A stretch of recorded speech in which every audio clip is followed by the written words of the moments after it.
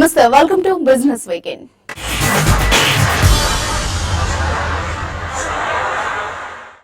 Advanced enzyme IPO super success అయింది. 116.02 రేట్లు over subscribe అయిన ఈ ఇష్యూ నిన్నటితో ముగిసింది. ఇందులో క్వాలిఫైడ్ ఇన్స్టిట్యూషనల్ బయర్స్ 94 రేట్లు, హై నెట్వర్త్ ఇండివిజువల్స్ 393 రేట్లు, రీటైల్ పోర్షన్ 11.67 రేట్లు ఓవర్ సబ్స్క్రైబ్ అయింది.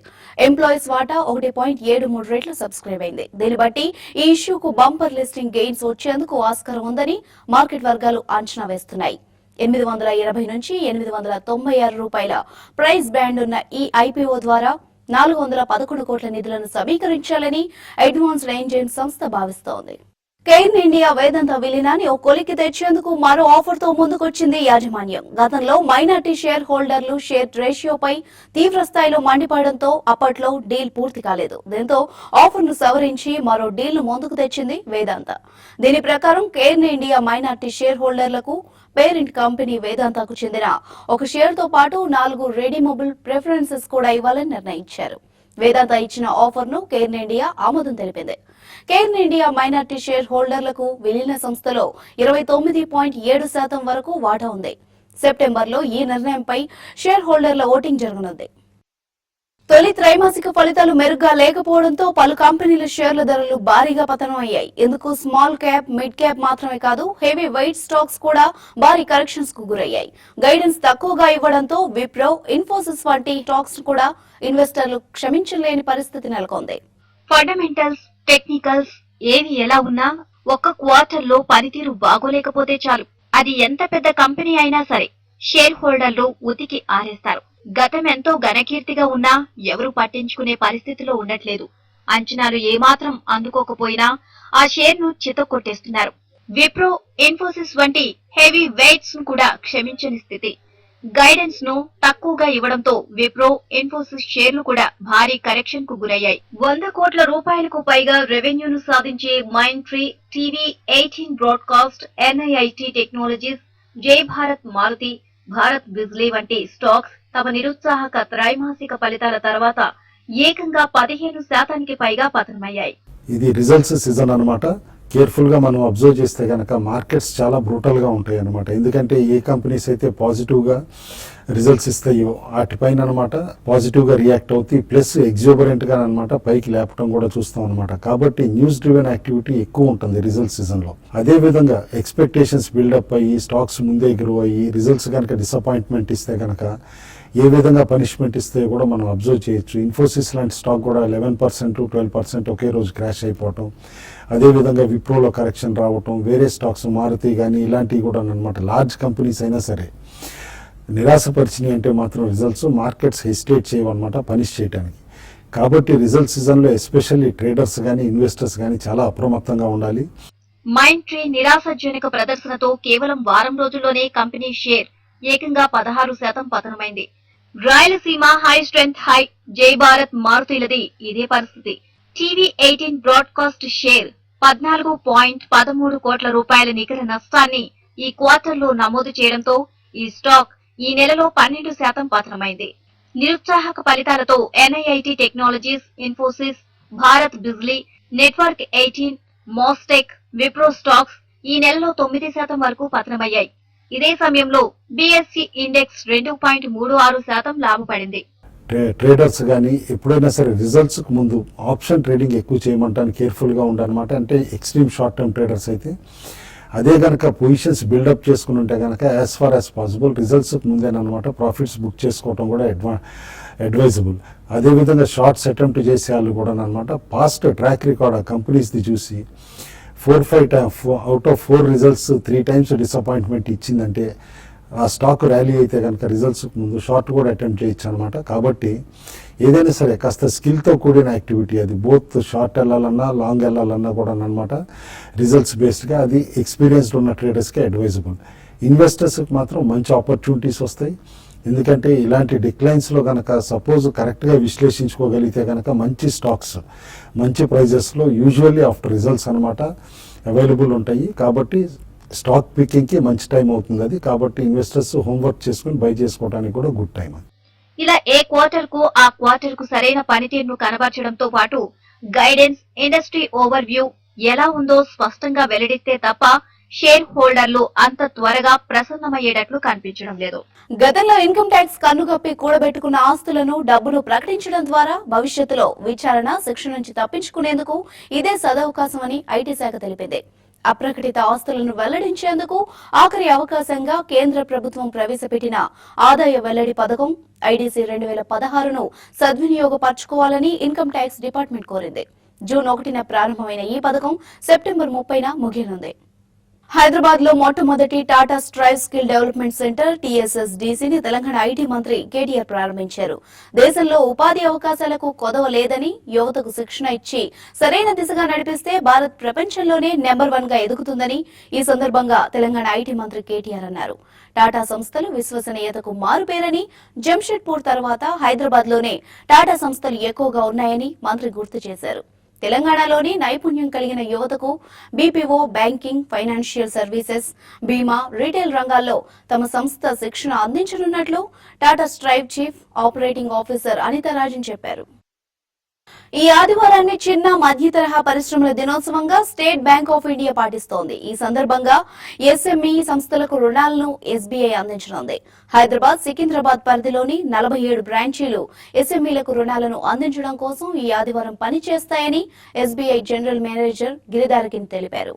ఎస్ఎంఈ, ముద్ర, ట్రేడర్స్ రుణాల గురించి తెలుసుకునేందుకు వ్యాపారులు, పారిశ్రామికవేత్తలు తమ శాఖల్లో ఈ ఆదివారం సంప్రదిస్తే పూర్తి వివరాలు తెలుసుకోవచ్చునని ఆయన అంటున్నారు. State Bank of India Hyderabad Circle is extremely happy to observe 24th July 2016, this Sunday, as a special Sunday for our SME fraternity.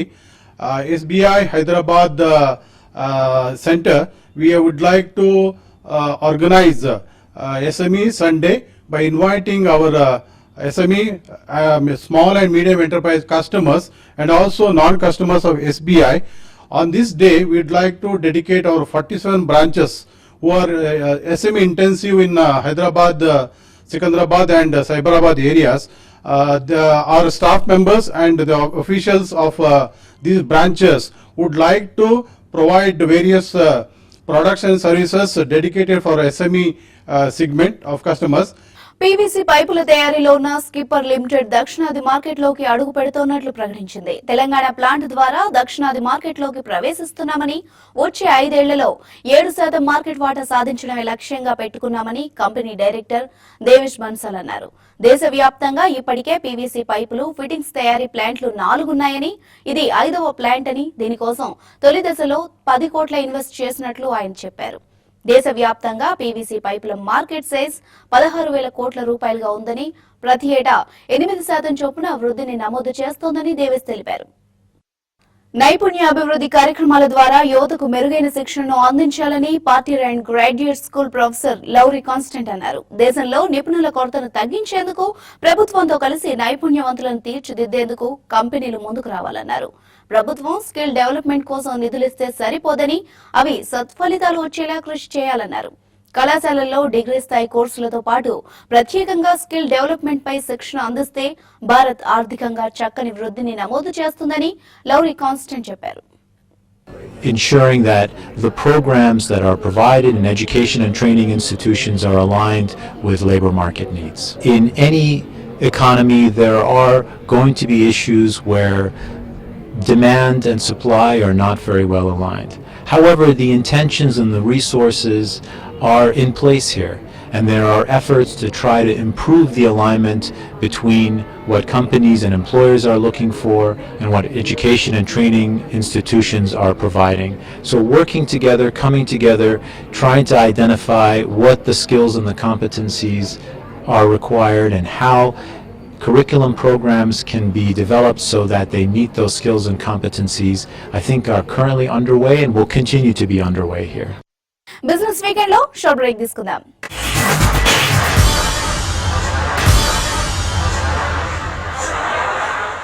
Welcome back to business weekend.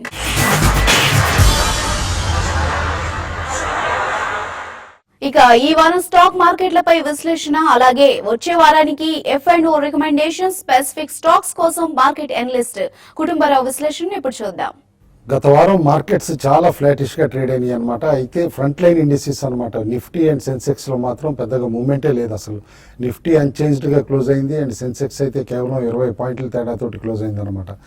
కానీ యాక్టివిటీ అంతా కూడా mid cap and small cap స్టాక్స్లో చూసాం మనం. In fact mid cap and small cap indices అనమాట 1% కంటే above అనమాట పెరగటం కూడా క్లియర్గా లాస్ట్ వీక్లోనమాట ఎంత ఇంట్రెస్ట్ ఉంది ఆ స్టాక్స్లో అనడానికి నిదర్శనం. అయితే క్లియర్గా మార్కెట్స్ ఇంత ఫ్లాటిష్గా ఉండడానికి కారణం ఏంటంటే పార్లమెంట్ సెషన్ కూడా స్టార్ట్ అయింది. ఎక్స్పెక్టేషన్స్ అంతా రీసెంట్ ర్యాలీలోనమాట జిఎస్టీ బిల్లు ఈ సెషన్లో పాస్ చేసుకోగలుగుతుంది కేంద్ర ప్రభుత్వం అని చెప్పేసి అందరూ వెయిటింగ్ ఉన్నారనమాట. కాబట్టి జిఎస్టీ బిల్ పాస్ అయిన తర్వాతే ఒక ట్రిజర్ అంటూ ఉంటుంది మార్కెట్కి అని చెప్పేసి అని అనుకుంటున్నాం. ఎందుకంటే మాన్సూన్స్ గమనం మాత్రం క్లియర్లీ పాజిటివ్గా ఉంది.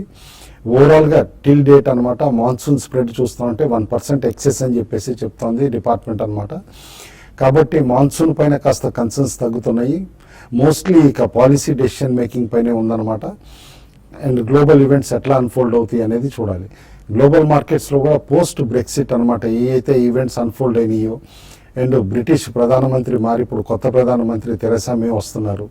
ఆవిడ కమెంట్స్ ఏ విధంగా ఉంటాయి, ఎందుకంటే ఏదైతే కనుక యూరో యూనియన్ తోట అనమాట అగ్రిమెంట్స్ ఏ విధంగా అన్ఫోల్డ్ అవుతాయి బ్రిటన్ అనేది కూడా కీలకం అవుతుంది నెక్స్ట్ ఫ్యూ మంత్స్లో.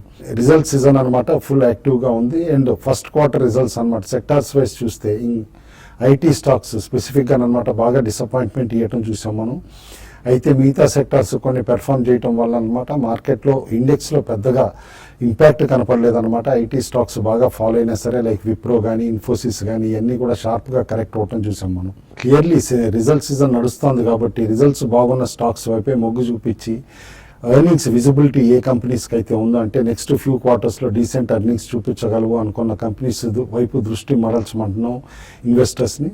అండ్ పోర్ట్ఫోలియోస్ రీషఫుల్ చేసుకోవడానికి కూడా ఇది అప్రాప్రియేట్ టైం అనమాట. అయితే క్లియర్లీ ఈ వారంకి ఒక సిగ్నిఫికెన్స్ కూడా ఉంది. 25 years ఆఫ్ రిఫార్మ్స్ అనమాట. 1991 రిఫార్మ్స్ తర్వాత భారతదేశం ఎటువైపు వెళ్తోంది రిఫార్మ్స్ దిశగా అంటానికి కూడా అనమాట విశ్లేషణ జరుగుతోంది all over the country. And ఖచ్చితంగా నేను అనుకోవటం గత 25 yearsలో వచ్చిన మేజర్ గెయిన్స్ ఏదైతే కనుక స్టెబిలిటీ ఇన్ జీడిపి గ్రోత్ అనమాట. ఇవాళ హయ్యర్ ట్రెజెక్టరీలోకి వచ్చాం 7.5% దాకా అనమాట. ఇది మెయింటైన్ చేసుకోగలిగితే గుడ్ పాలసీ ఇంప్లిమెంటేషన్ ప్రోగ్రామ్స్ తోటి ఎన్డీఏ ప్రభుత్వం డెఫినెట్లీ నెక్స్ట్ 25 yearsకి రాజబాట వేస్తుందని చెప్పేసి అని అనుకుంటున్నాం.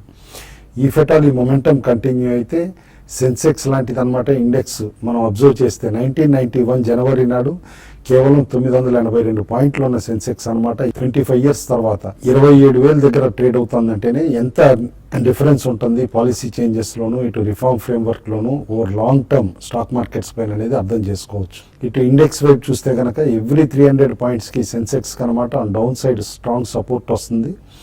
అదేవిధంగా అనమాట అప్ సైడ్ కూడా ఎవ్రీ 250 to 300 పాయింట్స్ అనమాట రెసిస్టెన్స్ కూడా ఫేస్ చేసే పాసిబిలిటీ ఉంది. సిమిలర్లీ నిఫ్టీలో కంపారిటివ్గా అనమాట every 100 points on down side strong support వస్తుంది. అదేవిధంగా అప్ సైడ్ కూడా స్ట్రాంగ్ రెసిస్టెన్స్ వస్తుంది. క్లియర్లీ నిఫ్టీకి అనమాట 8502 ఏదైతే లోన్ అనమాట గత వారం ఉందో 8502 అది కీలకం అవ్వచ్చు. దాని కింద కనుక కంటిన్యూస్గా 2-3 క్లోజింగ్స్ ఉంటే కనుక షార్ట్ టర్మ్ వీక్నెస్ వచ్చే పాసిబిలిటీ ఉంది. క్యాష్ మార్కెట్లో లాంగ్ పొజిషన్స్ తీసుకున్న ప్లేయర్స్ మాత్రం డెఫినెట్లీ 8400 పుట్ ఆప్షన్ తీసుకుని హెడ్జ్ చేసుకోమంటాను. That too for August series అనమాట. ఎందుకంటే జూలై సిరీస్ ఎట్లానూ ఇప్పుడు F&O సెటిల్మెంట్ క్లోజింగ్ వస్తుంది కాబట్టి అనమాట స్ట్రాంగ్ మూమెంట్ ఉండే పాసిబిలిటీ కూడా ఉంది. మార్కెట్స్ ఇంత ఫ్లాటిష్గా ఉన్నప్పుడు అనమాట ఐదర్ వే ఆప్షన్స్లో అనమాట పెద్దగా రిటర్న్స్ వచ్చే పాసిబిలిటీ కూడా కనపడదు. కాబట్టి ఎక్సెప్ట్ ఎక్స్ట్రీమ్ లాంగ్ పొజిషన్స్ ఉన్నాళ్ళే ఆప్షన్ తోటి హెడ్జ్ చేసుకోవాలి. అంతేగాని ఓన్లీ ఆప్షన్స్తో ట్రేడ్ చేద్దాం అనుకున్న వాళ్ళు మాత్రం ప్రిఫరబ్లీ ఆప్షన్స్ని ఈ సిరీస్కి అవాయిడ్ చేసి అనమాట ఆగస్ట్ సిరీస్ వరకు వెయిట్ చేయమని చెప్పేసి చెప్తాను. సెక్టార్ వైజ్ చూస్తే కనుక గత వారం ఏ సెక్టార్లోనూ మేజర్ మూమెంట్ లేదనమాట ఎక్సెప్ట్ బ్యాంక్స్లో. ఎప్పుడైతే కేంద్ర ప్రభుత్వం దాదాపు 23,000 కోట్లు అనమాట క్యాపిటల్ ఇన్ఫ్యూజన్ చేస్తున్నాం బ్యాంక్ ఈక్విటీలో అన్నారో అప్పుడే బ్యాంక్ స్టాక్స్లో మూమెంట్ రావటం చూసాం.